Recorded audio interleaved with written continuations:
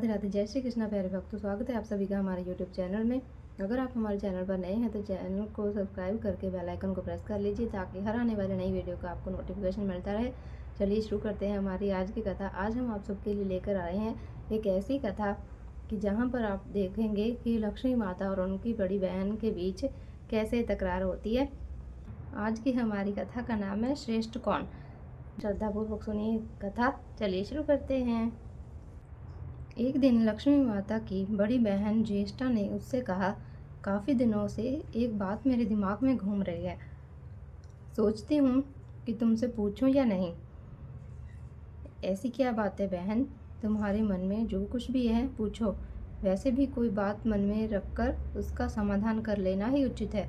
लक्ष्मी माता ने मुस्कुराकर कहा, मैं हमेशा यही सोचती रहती हूँ कि सुंदरता में हम दोनों एक समान हैं।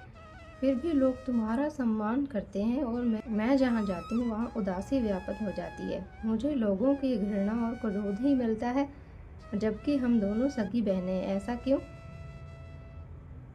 तो लक्ष्मी माता ने मुस्कुराकर कहा, सगी बहन या एक समान सुंदरता होने से सम्मान नहीं मिलता, उसके लिए स्वयं भी कुछ करना चाहिए। लोग मेरा आदर इसलिए करते हैं क्योंकि मैं उनके घर पहुँचते ही सुख के साधन जुटा देती हूँ। धन वैभव से आनंदित होकर लोग मेरा उपकार मानते हैं, तभी मेरी पूजा करते हैं। उधर तुम्हारा हाल ये है कि जिसके यहाँ जाती हो उसको गरीबी, रोग और विपत्ति सहनी पड़ती है। इसी कारण लोग तुमसे नफरत करते हैं, कोई आदर नहीं करता। आदर पाना है तो दूसरों को सुख प्रदान करो। ज्येष्ठा को यह बात उचित न लगी। उन्हें लगा कि लक्ष्मी को अपनी महिमा पर घमंड हो गया है। उन्होंने तीव्र स्वर में कहा, लक्ष्मी, तुम हर बात में मुझसे छोटी हो, आयु में भी और प्रभाव में भी। मुझे उपदेश मत दो। यदि तुम्हें अपने प्रभाव का घमंड है तो मेरे पास भी अपना एक प्रभाव है। मैं चाहूँ तो तुम्हारे करोड़पति भक्त को भी क्षण भर में रंक बना दूँ। लक्ष्मी मुस्कुराकर बोली, बहन, तुम बड़ी हो, अंत कुछ भी कर सकती हो, कुछ भी कह सकती हो, मगर यहाँ तक प्रभाव का प्रश्न है, मैं तुमसे कम नहीं हूँ। जिसको तुम रंक बनाओगी उसे मैं दूसरे दिन रंक से फिर राजा कर दूंगी। मेरी महिमा का अभी तुम्हें ज्ञान नहीं है और तुम्हें भी मेरी महिमा का ज्ञान नहीं है। जिसे तुम राजा बनाओगी उसे मैं भोजन को भी तरसा दूंगी। देखो बहन, तुम उसे दाने दाने को तरसा सकती हो, जिससे मैं रूठ जाऊं। जिसके सिर पर मेरा हाथ ना हो उसका तुम कुछ भी अहित कर सकती हो, लेकिन जिस पर मेरी कृपा दृष्टि है उसका कोई भी बाल नहीं बांका कर सकता। यदि तुम अपना प्रभाव दिखाना चाहती हो तो कल अपना प्रभाव दिखाकर आजमा लेना। ठीक है, बोलो कहाँ चले? तो निकट ही श्याम नगर है, उसमें एक ब्राह्मण रहता है जिसका नाम रामदास है। वह प्रतिदिन मंदिर में पूजा करने जाता है और मेरा अनन्य भक्त है। उसी पर अब हमें अपना अपना प्रभाव दिखाना है। ज्येष्ठा को क्रोध आ गया। उन्होंने तेज स्वर में कहा, ठीक है, देख लेना, कल तुम्हारा अहंकार चूर हो जाएगा। कहकर वह एक दिशा में चली गई। अगले दिन दोनों बहनें श्याम नगर के विष्णु मंदिर में पहुंची। उन्होंने भेष बदल रखा था। साधारण स्त्रियों की भांति वह मंदिर के द्वार पर बैठ गई। लोगों ने देखा जरूर, लेकिन किसी ने उनकी तरफ कोई विशेष ध्यान नहीं दिया।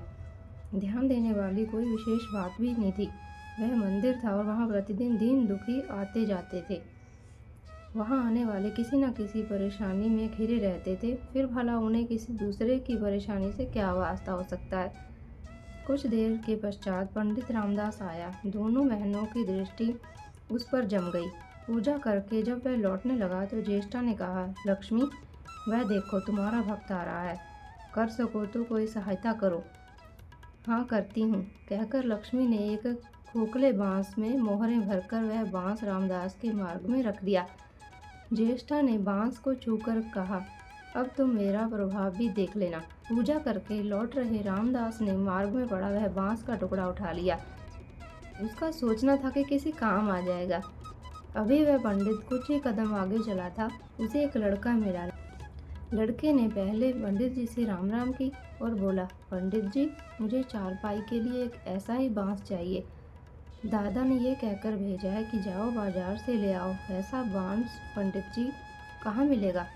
रामदास ने कहा, मैंने खरीदा नहीं है, मार्ग में पड़ा था तो उठा लाया। लो, तुम्हें इसकी आवश्यकता है तो तुम ले जाओ, वैसे बाजार में 1 रुपए से कम का नहीं है। लड़के ने एक चवन्नी देते हुए कहा, लेकिन मेरे पास तो यही चवन्नी है पंडित जी, अभी तो आप इसे ही रखिए, शेष 12 आने शाम को घर ले जाऊंगा। पंडित जी प्रसन्न थे कि बिना किसी हील हुज्जत के रुपया कमा लिया। रामदास पंडित जी ने चवन्नी लेकर बांस लड़के को दे दिया। मंदिर के पास खड़ी दोनों देवियां यह सारी लीला देख रही थी। ज्येष्ठा ने कहा, लक्ष्मी, देखा तुमने, उतनी मोहरें मात्र एक चवन्नी में बिक गई, और अभी क्या, यह चवन्नी भी तुम्हारे भक्त के पास नहीं रुकेगी। चलो उसके पीछे चलते हैं और देखते हैं कि क्या होता है। दोनों बहनें रामदास के पीछे पीछे चलने लगीं। एक तालाब के निकट रामदास ने डोलची रख दी और कमल के फूल तोड़ने लगा। उसी दौरान एक चरवाहे का लड़का आया और डोलची में रखी चवन्नी लेकर भाग गया। रामदास को पता ही नहीं चला। फूल तोड़कर वह अपने घर की तरफ चलने लगा। इतने में वही लड़का आता दिखाई दिया जिसने चवन्नी देकर उससे बांस ले लिया था। निकट आकर वह बोला, पंडित जी, यह बांस तो बहुत वजनी है। दादाजी ने कहा है कि कोई हल्का बांस चाहिए, इससे चारपाई ठीक नहीं होगी। ये लीजिए, आप अपना बांस वापस ले लीजिए। कहकर उसने बांस पंडित जी के हवाले कर दिया। रामदास ने बांस ले लिया, लेकिन चवन्नी तो डोलची में थी ही नहीं। तब उसने कहा, बेटा, चवन्नी तो कहीं गिर गई, तो मेरे साथ घर चलो, वहाँ दूसरी दे दूँगा। इस वक्त मेरे पास कोई पैसा नहीं है, तब आप जाइए, मैं शाम को आकर घर से ले लूँगा। यह कहकर लड़का अपने घर लौट गया। बांस फिर पंडित जी के पास आ गया और लक्ष्मी जी हौले से मुस्कुराई। उसको इस तरह मुस्कुराते देखकर ज्येष्ठा दिल ही दिल में जल उठी। वह बोली, अभी तो खेल आरंभ ही हुआ है, देखती चलो कि मैं इसे कैसे विपत्तियों में डालती हूँ। रामदास बेचारा इन सब हालातों में अनजान अपनी ही धुन में आगे आगे बढ़ता जा रहा था। उसे क्या पता था कि वह शतरंज का मोहरा बना हुआ है। वह तो धूप छांव की तरह दोनों बहनों का प्रभाव सहता शांत चला जा रहा था। थोड़ी दूर चलकर गांव का एक अहीर मिला। उसने रामदास को चवन्नी वापस करते हुए बताया, पंडित जी, मेरा लड़का आपकी डोलची से यह चवन्नी उठा लाया था। वह बड़ा शैतान है, मैं आपकी वही चवन्नी लौटाने आया हूँ। हो सके तो उस शैतान को माफ़ कर देना। रामदास ने आशीर्वाद देकर चवन्नी ले ली और प्रसन्न मन से उस लड़के को पुकारने लगा, जो शाम को घर आकर चवन्नी लेने की बात कहकर लौटा जा रहा था। आवाज़ सुनकर लड़का लौट आया। अपनी चवन्नी वापस पाकर वह भी प्रसन्न हो गया। रामदास पंडित अपने घर की ओर बढ़ने लगा। उसके एक हाथ में डोलची थी, दूसरे हाथ में 5 हाथ लंबा बांस। मार्ग में रामदास पंडित सोच रहा था कि बांस तो बहुत वजनी है तो मजबूत भी होगा, क्योंकि ठोस है। इसे दरवाजे की छप्पर में लगा दूंगा, कई वर्षों के लिए बल्ली की ज़रूरत नहीं पड़ेगी। ज्येष्ठा को उसके विचार पर क्रोध आया। लक्ष्मी के प्रभाव से रामदास को लाभ होता देख वह मन ही मन बुरी तरह क्रोधित हो ही जा रही थी। जब उन्होंने देखा कि पंडित का घर निकट आ गया है तो कोई उपाय न देखकर उन्होंने रामदास को मार डालने का निश्चय किया।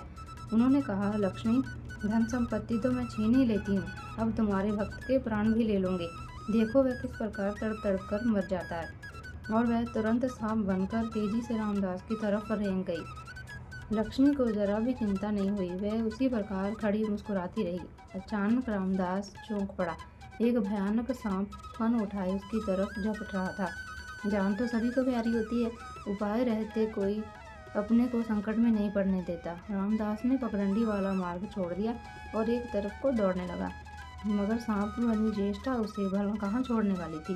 वह तो उस गरीब के प्राणों की प्यासी हो चुकी थी। वह भी रामदास के पीछे आगे दाएं बाएं लगातार दौड़ रही थी। रामदास घबराकर हाथ जोड़कर बोलने लगा, नाग देवता, मैंने तुम्हारा कुछ नहीं बिगाड़ा है, शांति से अपने रास्ते पर लौट जाओ। मुझ गरीब के पीछे क्यों पड़े हो? व्यर्थ में किसी ब्राह्मण को सताना उचित नहीं है। मगर वह नाग तो ज्येष्ठा का रूप था ना, जो रामदास को डसने को तत्पर था। प्रार्थना पर जरा भी ध्यान न देकर वह एक भूखे शेर की तरह पुकारता हुआ झपट पड़ा। जब रामदास ने देख लिया कि बिना संघर्ष किए जान नहीं बचेगी, तो उसने अपने प्राण की रक्षा के लिए भरपूर जोर लगाकर वहीं बांस सांप के ऊपर दे मारा। भूमि से टकराते ही बांस के 2 टुकड़े हो गए और उसके अंदर भरी हुई मोहरें खनखनाकर बिखर गई, मानो लक्ष्मी हंस रही हो। रामदास आश्चर्य से चीख पड़ा, अरे! कुछ समय के लिए वह चकित सा खड़ा आंखें फाड़े उन मोहरों की ओर देख रहा था। एक क्षण के लिए तो वह सांप को भी भूल गया था, लेकिन फिर जैसे ही वह सचेत हुआ, सांप का ध्यान आते ही उसने उसकी तरफ देखा तो पाया कि बांस की चोट से सांप की कमर टूट गई है और वह लहूलुहान अवस्था में झाड़ी में भागा जा रहा है। अगले ही क्षण वह मोहरों को समेटने लगा और कहने लगा, तेरी जय हो लक्ष्मी माता, संपूर्ण जीवन की गरीबी आज ही समाप्त हो गई। तेरी महिमा को कोई जान नहीं सकता। चलो अब घर में बैठकर तुम्हारी पूजा आरती करूँगा। और फिर जल्दी जल्दी उसने सारी मोहरें अंगोछे में बांधी और लंबे लंबे कदमों की चाल से घर की तरफ चल पड़ा। पीछे एक वृक्ष की छाया में खड़ी लक्ष्मी अपनी बहन ज्येष्ठा से मुस्कुराकर पूछ रही थी, कहो बहन, सत्य बताना, श्रेष्ठता किसी को कुछ देने में ही है, उससे छीनने में नहीं। ज्येष्ठता को कोई जवाब नहीं आया। वह चुपचाप उदास खड़ी रही। लक्ष्मी ने उनका हाथ पकड़कर कहा, फिर भी हम दोनों बहनें हैं, हर जगह साथ साथ ही रहेंगी। आओ अब प्रस्थान करें। इतना कहकर दोनों बहनें वहाँ से प्रस्थान कर गई। तो प्यारे भक्तों, यह थी हमारी आज की कहानी। आप सबको कैसी लगी? उम्मीद है आप सबको पसंद आई होगी तथा अच्छी लगी होगी। तो वीडियो को लाइक शेयर ज़रूर करना। अगर चैनल पर नए हो तो चैनल को फॉलो करके बेल आइकन को ज़रूर प्रेस कर लेना, ताकि हर आने वाली नई वीडियो का आपको नोटिफिकेशन मिलता रहे।